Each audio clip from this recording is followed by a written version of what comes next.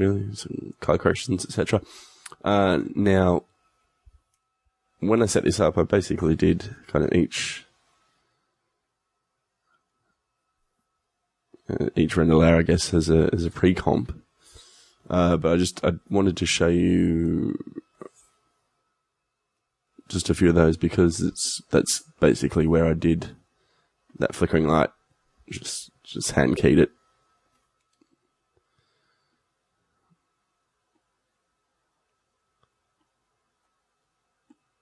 Why is it showing us? Ah, there we go. Off. On. No. On. Off. On. Off. Yeah. So you see the light on the pole. It's just that one. And so I have a corresponding shadow one.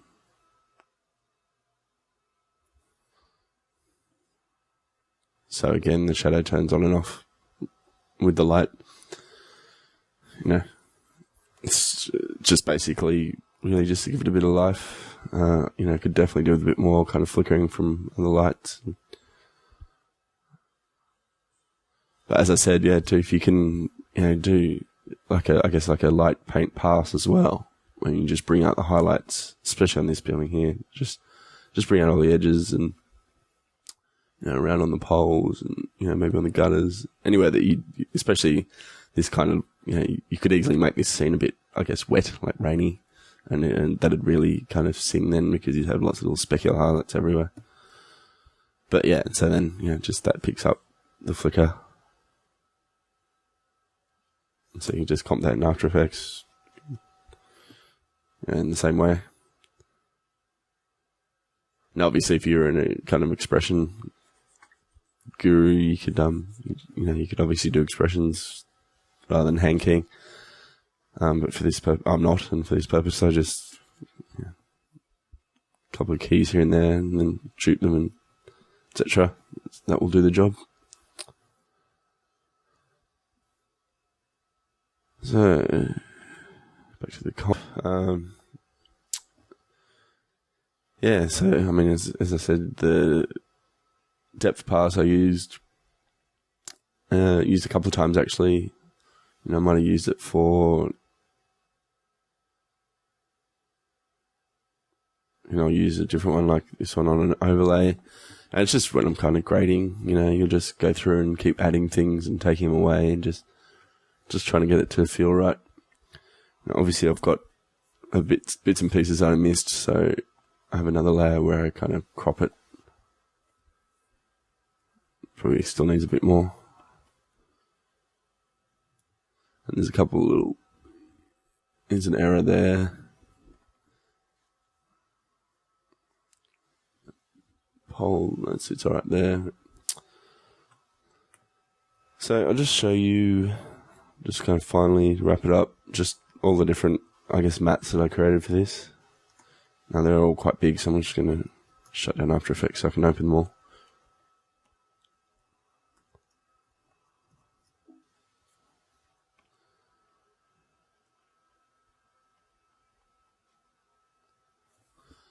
So, you know, there are more, I guess, patch cameras I created, and in particular, you know, this building in particular needs another one on the right.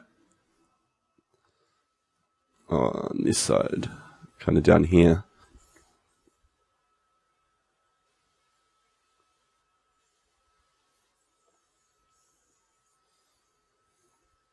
There's a little error there. One of the things I intended to do was a nice big kind of wooden old, you know, tavern sign or something here. Just from kind of, I guess, from point of view of the camera, as that's, you know, I guess the whole, what the move's designed for is to reveal kind of this, you know, tavern. And so obviously that'll cover up that. And it kind of, it's just a nice, I guess, endpoint to get to.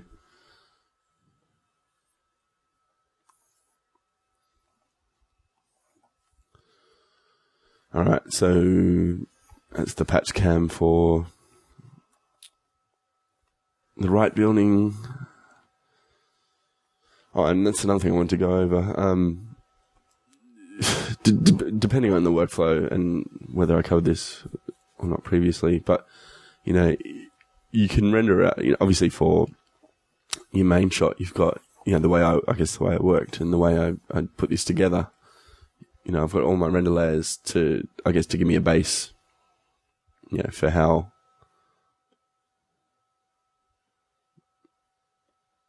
I'm going to put this shot together, as I went through earlier. Now you can render the same render layers for your patch cam and put it together that way. But when you're doing kind of quick, simple, you only need to do a few areas.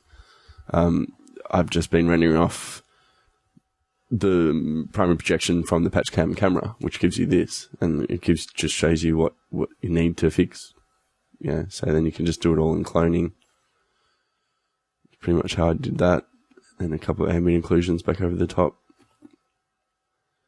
There's important things that you need to match as far as tone. Where you'll have a join. Even though the join's a bit blurred and dilated by the matte painting toolkit, obviously you need the tonal range to be similar. So there's that. Obviously there is quite a bit of stretching here and stuff, but this is the patch cam, so there are a few areas in here that you do have some issues, but you kind of your camera's out by the time you see those. You'd see any stretching, on those stairs. Maybe from here.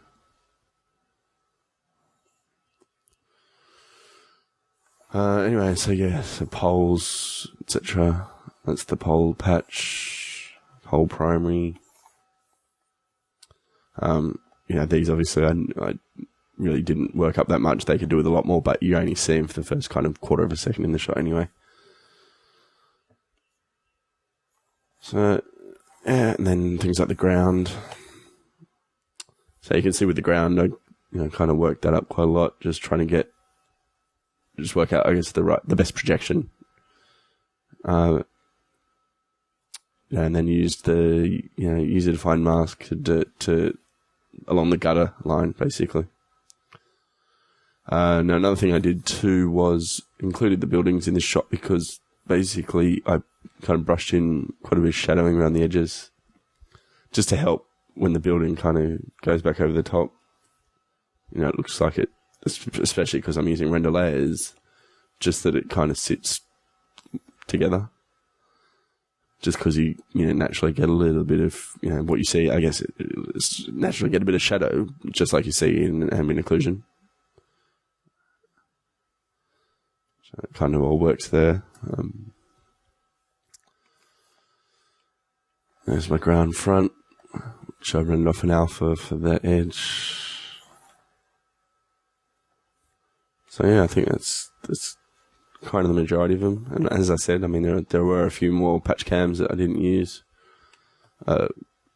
Finessing the shot, I'll probably, I would go through and just make sure that whether I need to use them or not.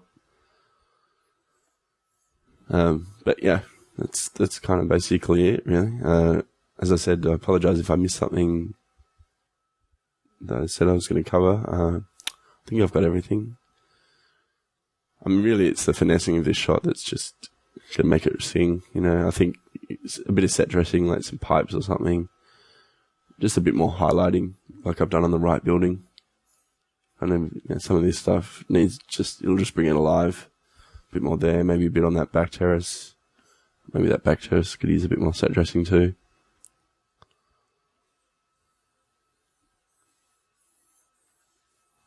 But that's really not too far from.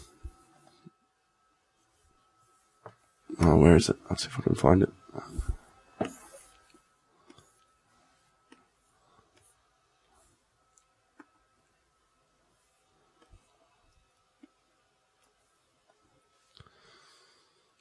Where are we? Class 9.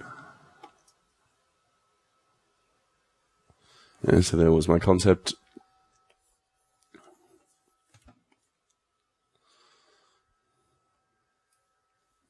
There, got there in the end.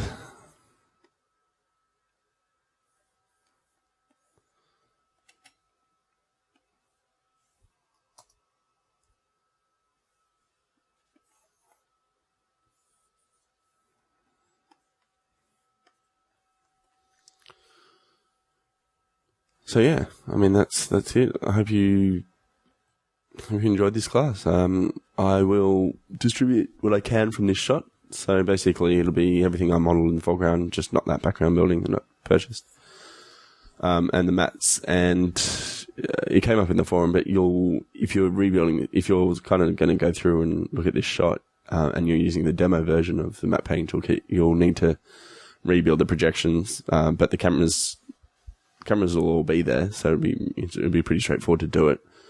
It's just a different way the demo works, as opposed to the full version.